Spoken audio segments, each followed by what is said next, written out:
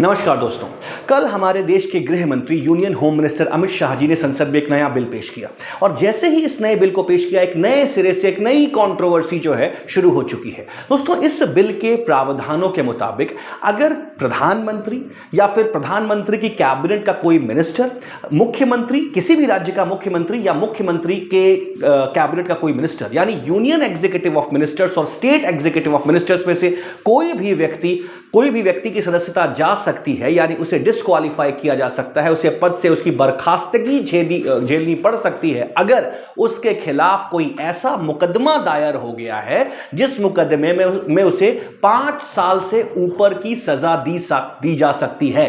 5 साल या उससे ऊपर की सजा दी जा सकती है और इसके अलावा उस मुकदमे में एफआईआर होने की वजह से वो 30 दिन से ज्यादा से जेल में है, यानी 30 दिन बीत चुके हैं और उसे जमानत नहीं मिली है।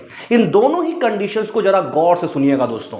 यदि कोई प्रधानमंत्री कैबिनेट का कोई व्यक्ति, किसी भी राज्य का मुख्यमंत्री और किसी भी राज्य का कोई कैबिनेट मंत्री यदि उनके खिलाफ कोई ऐसे मुकदमे में किसी ऐसे मुकदमे में आरोपी हैं जिसमें 5 साल या उससे ज्यादा की सजा है, साथ साथ 30 दिन बीत चुके हैं और वो अंडर ट्रायल हैं और उन्हें किसी प्रकार की बेल नहीं मिली है, तो इस आरोप मात्र से प्रधानमंत्री से लेकर कैबिनेट मिनिस्टर से लेकर मुख्यमंत्री से लेकर राज्य के कैबिनेट मिनिस्टर तक की कुर्सी जा सकती है।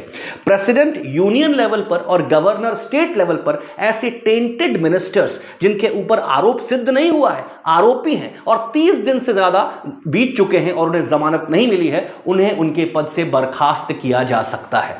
दोस्तों, ध्यान रखिएगा, अभी तक हमारे देश में जो लेजिस्लेटिव फ्रेमवर्क है जो इस डायरेक्शन में बात करता है वो है रिप्रेजेंटेशन ऑफ पीपल्स एक्ट का सेक्शन 8।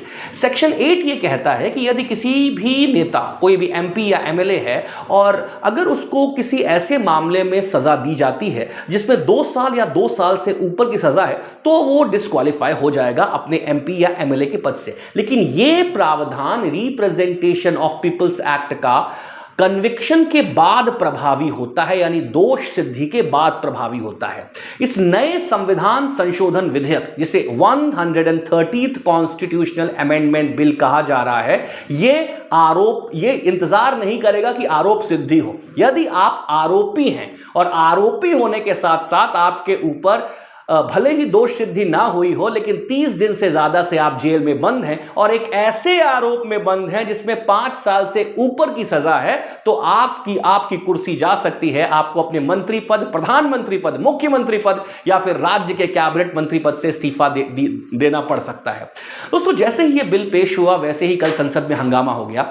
विपक्ष के ज्यादातर नेताओं ने इस बिल को यह कह के आरोप लगाया कि इसकी वजह से भारत में एक पॉलिटिकल विच हंटिंग शुरू हो जाएगी। जैसा कि हमने पिछले कुछ समय में देखा, अरविंद केजरीवाल से लेकर के हेमंत सोरेन तक, न जाने कितने मुख्यमंत्रियों को और इवन कई अलग पॉलिटिशियंस को, कैबिनेट मिनिस्टर्स को ऐसे आरोपों में बंद कर दिया गया जिसकी दोष सिद्धि आज तक नहीं हुई। ऐसे आरोपों में बंद कर दिया गया जिसकी दोष सिद्धि आज तक नहीं हुई है और उनको लंबे समय तक अपने जेल में गुजारना पड़ा। चाहे अरविंद केजरीवाल हो, मनीष सिसोदिया हो, हेमंत सोरेन हो, सत्येंद्र जैन हो, संजय सिंह हो, ये लिस्ट बड़ी लंबी है। दोस्तों, कल संसद में यह बात कहा गया कि अब केंद्र सरकार किसी भी ऐसे मुख्यमंत्री जिसको वो अंदर करना चाहे या जिसको उसके पद से बर्खास्त करना चाहे, कोई भी पीएमएलए या यूएपीए का मुकदमा दर्ज करा सकती है। ऐसा मुकदमा दर्ज करा सकती है जिसमें बेल के प्रावधान बड़े कठिन हैं। आपने तो देखा ही किस प्रकार prevention of money laundering act या फिर यूएपीए में लंबे समय तक 2-2, 2.5 साल तक जेल नहीं हो पाती। इन कानूनों में की कॉम्प्लेक्सिटी ही कुछ ऐसी है कि इनमें बेल इतनी आसानी से नहीं दी जा सकती।